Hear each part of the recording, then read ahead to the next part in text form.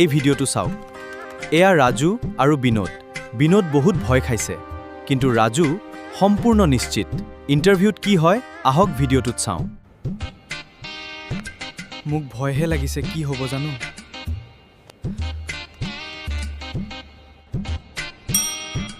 Next.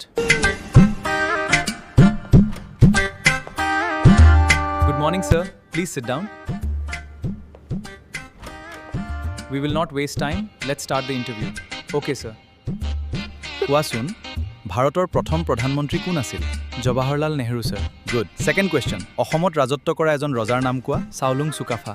Very good. তৃতীয় প্ৰশ্ন, অসমত আহোমসকলে কিমান বছৰ ৰাজত্ব কৰিছিল?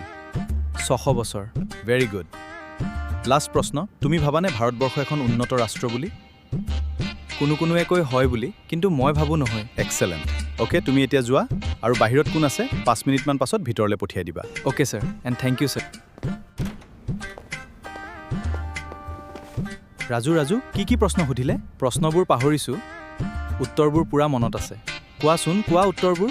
প্ৰথম উত্তৰ জৱাহৰলাল নেহৰু, তৃতীয় উত্তৰ চাওলুং চুকাফা, তৃতীয় উত্তৰ 600 বছৰ, চতুৰ্থ উত্তৰ কোনোৱে কয় হয় বুলি, কিন্তু মই ভাবোঁ নহয়।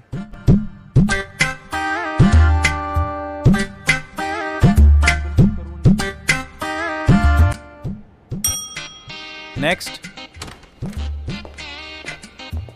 Please sit down. তোমাৰ নাম কি? জৱাহৰলাল নেহৰু।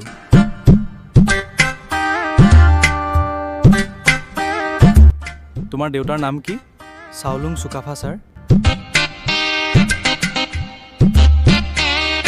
তোমাৰ বয়স কিমান? 600 বছৰ, ছাৰ। অথনিৰ পৰা উল্টা পুল্টা বকি আছ, তুমি পাগল নেকি? কোনোৱে কয় হয় বুলি, কিন্তু মই ভাবোঁ নহয়, ছাৰ।